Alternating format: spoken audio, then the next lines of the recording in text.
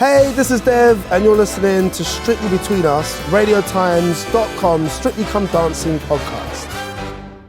Hello and welcome to Strictly Between Us, the Strictly Come Dancing podcast powered by radiotimes.com. You know the drill by now, but each week we dissect the drama from the dance floor with news, interviews and backstage gossip straight from Strictly itself.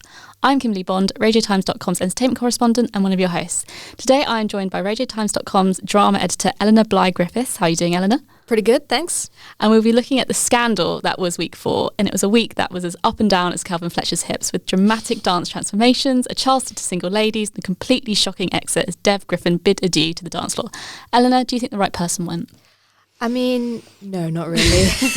He shouldn't have been in the dance-off. No, absolutely not. And then my personal opinion is that between the two who did end up in the dance-off, he should have stayed and the Viscountess should have gone. I was surprised all the judges chose him. I mean, I was taken aback when I got the email in the morning, and I think the whole of Twitter was taken aback when it was announced, because he was one of the front runners, really. Like, the last few weeks he's been like top 3, top 4 of like the leaderboard. This week was one of his weaker weeks because he was 10th out of 13, but he's good. Like, he can actually dance, so it was a bit strange. It's a shame. You're only as good as your last dance, though. Yeah. But he was a potential contender for winner, so it is a big shock. It was kind of shocking as well in the sense that, like, I don't think anyone expected him to be in the bottom 2. I mean, I've spoken about this with Emma, but like the Emma Weymouth, she's not as popular as the other dancers in the sense that she hasn't got like a ready-made fan base. So are you surprised that she was in the bottom 2 so late on in some respects? There have been more obvious contenders for the bottom 2 so far. But, obviously David James stepped up his game this week. So really she was... I was surprised that Alex wasn't in the bottom, to be honest. Yeah. But she must have a bigger fan base.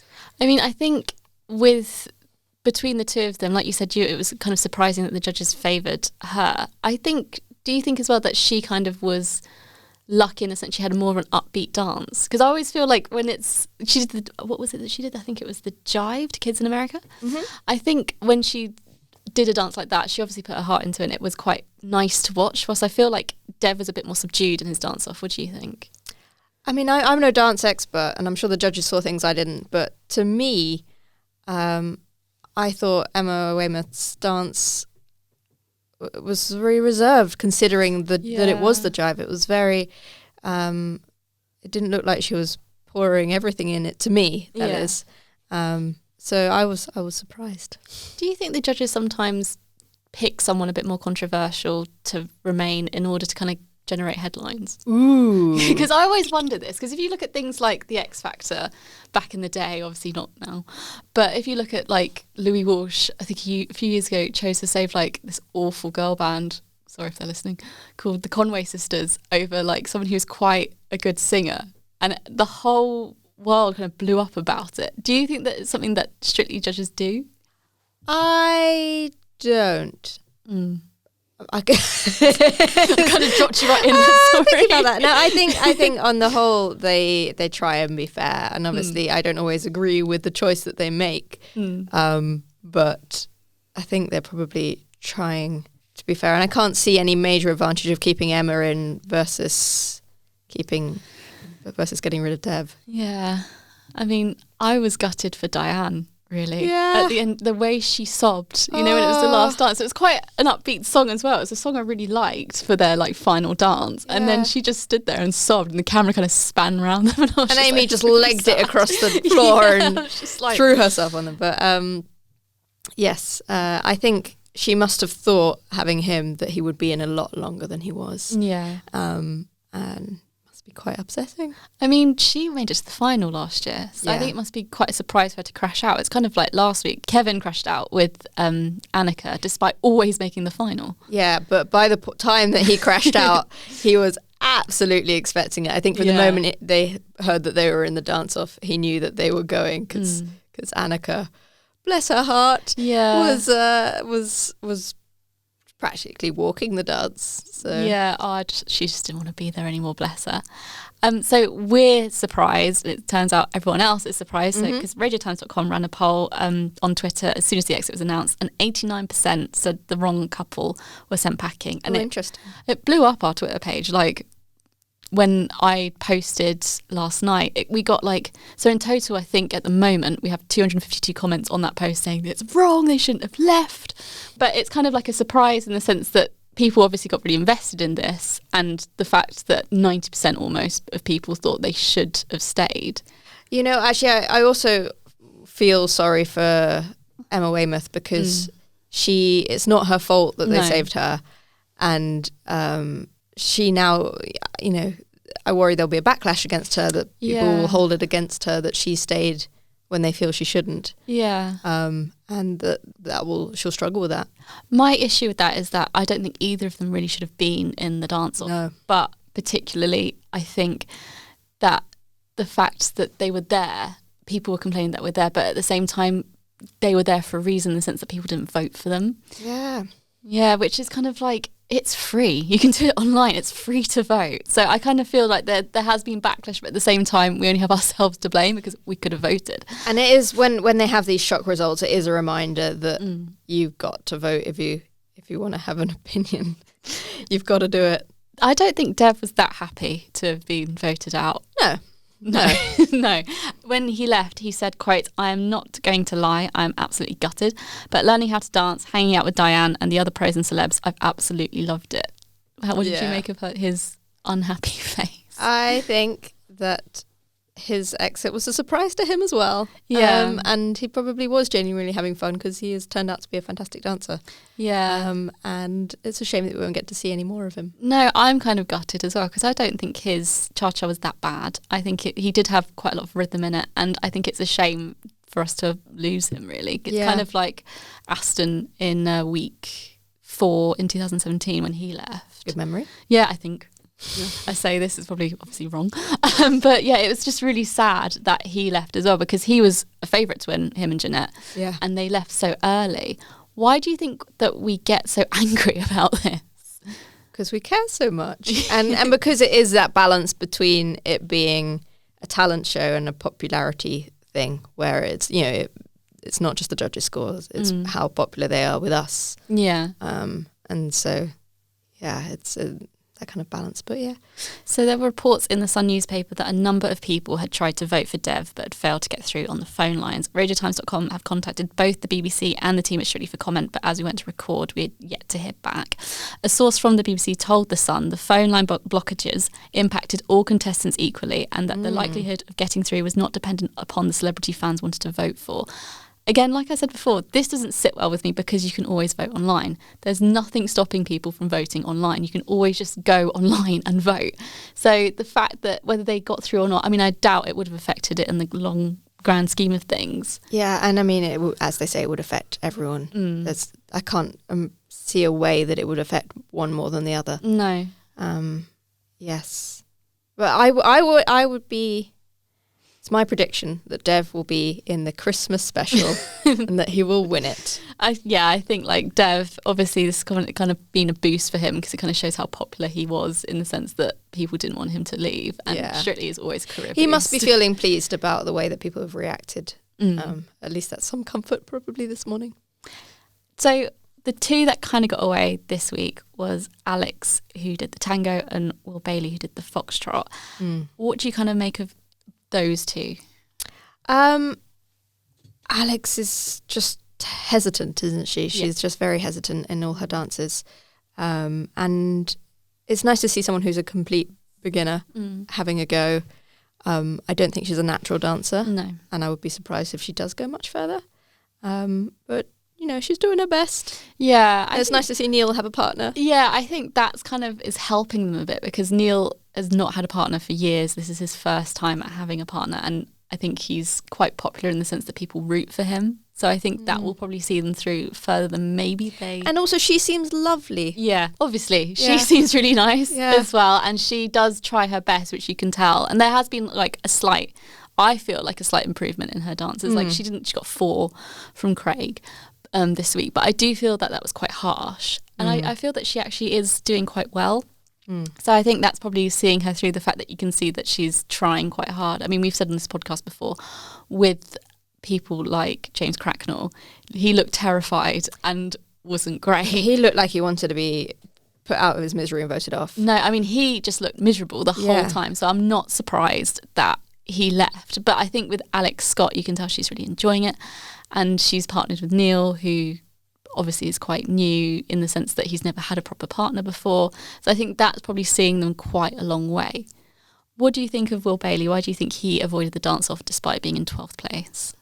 I think it helped that he was so honest about how hard he'd found it. Yeah. And that there's possibly a reason that he found it hard, and that his physical disability does have certain issues for certain kinds of dances. Yeah. And I think his openness about that it definitely endears him to me. He just seems like a lovely person, and like he is really pouring his heart into this. Yeah.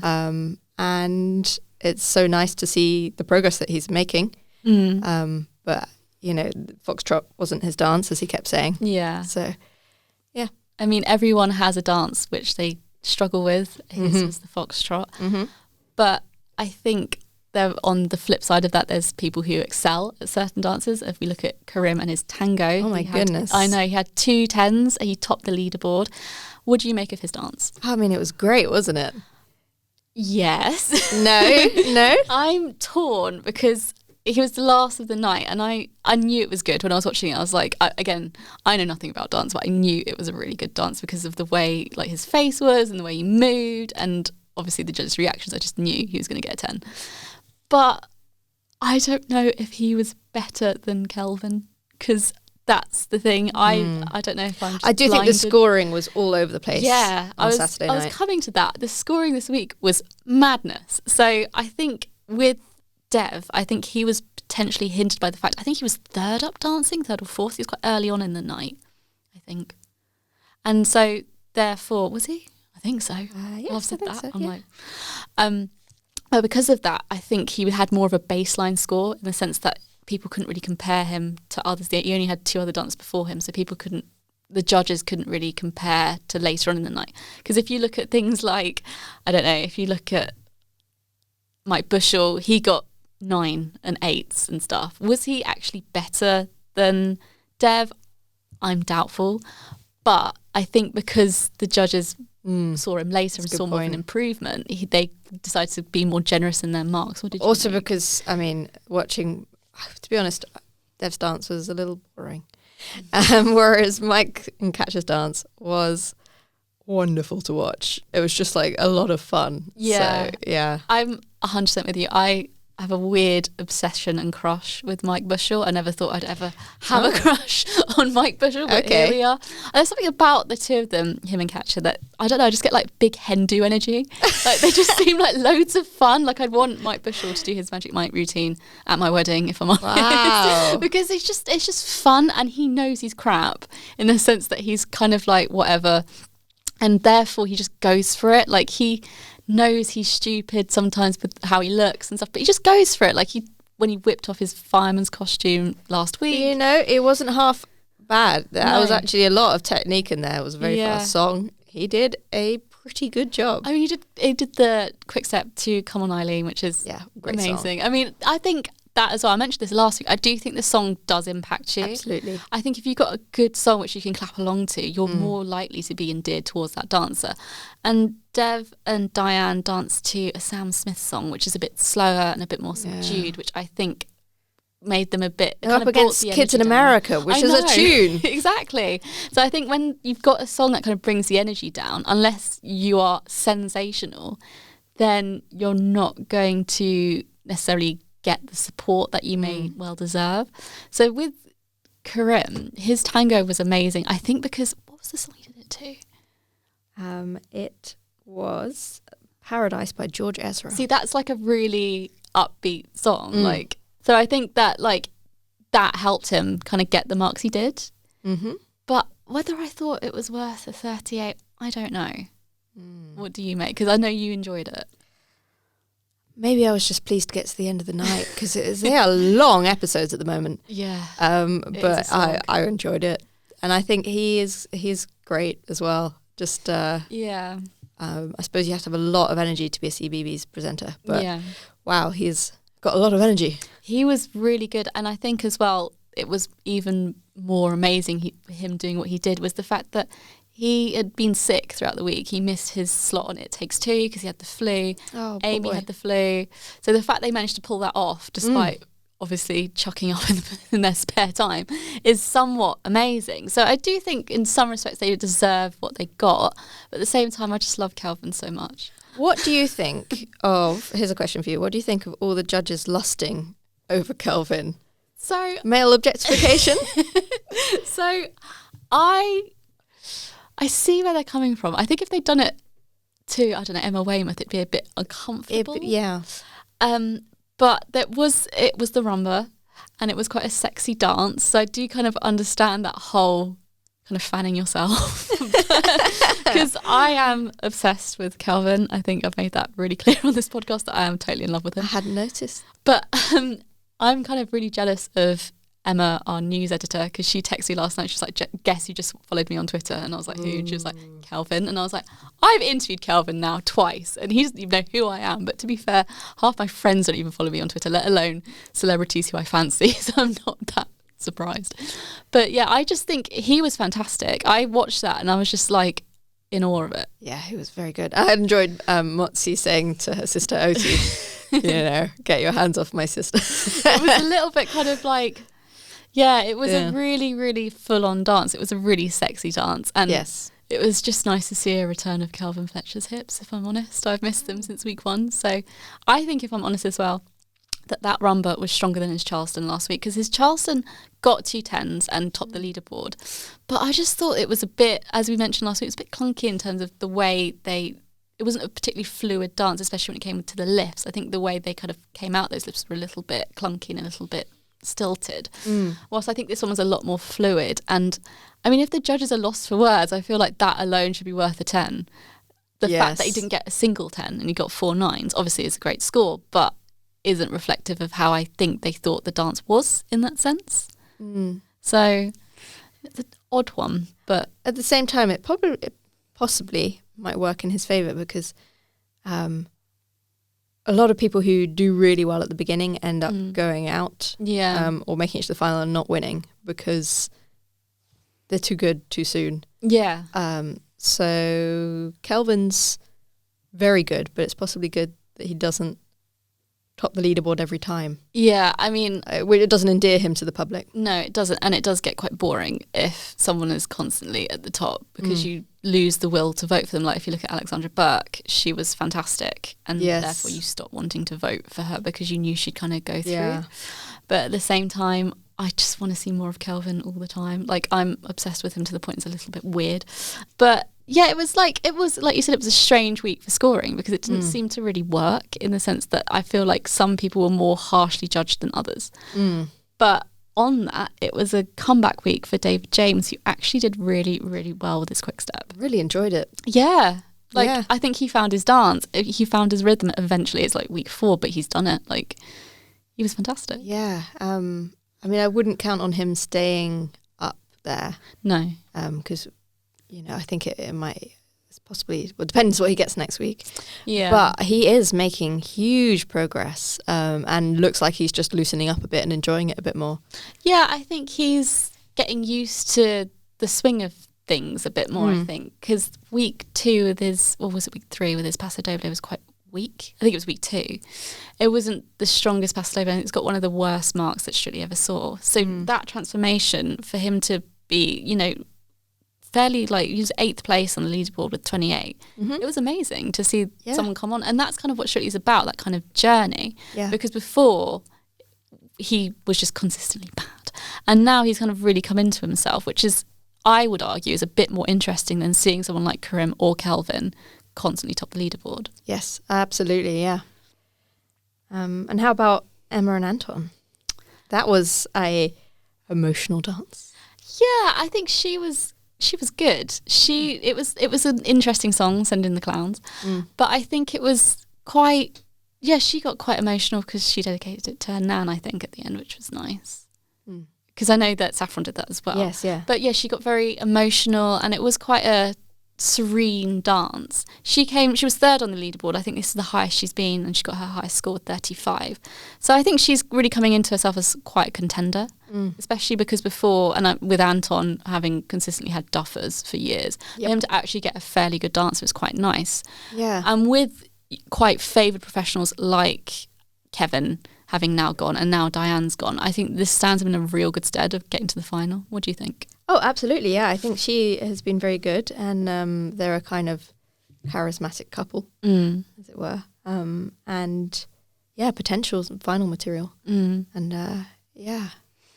It felt like a week of everyone's nans, though. Like everyone was getting their family out, which is there's a certain stage in the competition where it's like bring in the small children and the elderly people. I think I did find it sweet. I know Saffron's contemporary dance was dedicated to her nan, which I thought was really sweet, especially when her nan was in the audience and like cried. That made me kind of well up a little bit because she was obviously so happy to be there. But yeah, it was a week of nans. I think it was a week of the family. I think as well, one of my favourites of the night was Catherine Tildesley and Johannes with the Charleston Single Ladies. It was incredible. What did you make of it? Fantastic. And also Johannes is fast becoming one of my favourite professionals. I know. He's just fantastic. And I think together they're great. Yeah, they're fantastic in the sense that they really obviously get on, and it's clear that they get on, and it's so nice to see that. And I think, again, Catherine's really come into her own after a kind of like a sticky few weeks. She got 30 for that dance. And I think Johannes, like to see him come into his own as a professional and to see him kind of like guide someone along the way, he's so likeable. If you look on Twitter when he's on, he always trends, like consistently trends whenever he's on, because he's just funny and people love him. Like me and Emma are obsessed with him, which I know is really sad, but he's great. Like, do you think it's a shame we haven't seen more of him before? I suppose so, but at least we're seeing him now, and I don't know if that was his choreography or not, but the dance to Single Ladies was just great. I thought that was all good. And the hair and makeup and costumes this week were also fantastic, I thought. Yeah, I mean, they all just looked amazing. And I think my favourite of the night in terms of looks was Michelle Visage. I think she looked fantastic. Yes. She looked amazing. I felt so sorry for her when she headbutted Giovanni. I was like, oh, bless. Because I can imagine like you're so tense and that happens. What did you make of it? I think she's managed to laugh it off. Someone tweeted her, how's your head? And she responded, not handy complaints so far. So I think she's over it. But yeah, good performance, I thought. Who are you excited to see next week on Strictly? Ooh, I want to see if Mike and David can keep up their massive improvements. And more from Karim and Kelvin, I think. Do you think someone like Mike could take on a rumba? Because I'm trying to see how that would work. I mean, there are different ways to interpret the rumba, I guess. I think it would be very hard to do a straight-faced sexy one, but you never know. I mean, I kind of want to see that. Really. Yeah. I think it'd be nice to see. I think with Mike and Katja is fantastic at getting people to do jokey routines, and she's an expert at that. Like Queen of the joke routine. She's fun, and they're great. She's fantastic to in doing that and getting them to come out of themselves. So it's really, really interesting. Did Ed Balls ever do a rumba? God, I can't remember. He was in the competition quite late, so I'm imagining so. Maybe I've blocked it from my mind. I don't know. But it'd be nice to see them tackle something quite serious, because she is a fantastic dancer. She danced with Kevin to, I think it was Keith Urban on Sunday night. So, and it was nice to see her do a more serious routine like that. So to see her with Mike doing something quite straight-faced and straight-laced would be quite interesting, I think. Whether it'd be good remains to be seen. But it would be interesting to see that. I'm also really excited to see Chris Ramsey kind of again with Karen. I was surprised that they actually weren't in the bottom two, because they were 11th and they were kind of towards the bottom end of the leaderboard. He made improvements. He's getting better. He is getting better. You can see it, like from week one. There were some kicks and flips in that. fixing that drive. He's really kind of coming into himself a little bit, but he's still kind of lagging behind some of the other dancers. But they're like definitely one of my favourites because I just love carrying them so much. Like I feel like they've got real kind of energy together, Karen and Chris. They obviously get along really well, and you can see that. Is there anyone else you're looking forward to? I mean, I'll be interested to see Emma and Anton again, and more of Catherine and Johannes. But it's all to look forward to, and I'm looking forward to when we have slightly fewer couples. Yeah, so that we can get to know them a bit better. And I haven't even quite decided who I'm rooting for yet. I mean, it's a tough one this year because it really seems it's all to play for. I mean, it's week 4 and we've lost one of our front runners, really. So it makes it all the more important that we vote, really. But like you said, it's hard to pick someone to like back at the minute, apart from Kelvin, really. But and on that bombshell, a big thank you to Eleanor Bley Griffiths for joining me this week. We're back for more gossip here at Strictly Between Us. Don't forget to subscribe to get more of our dulcet tones straight to your podcast app every Monday. Thanks for listening.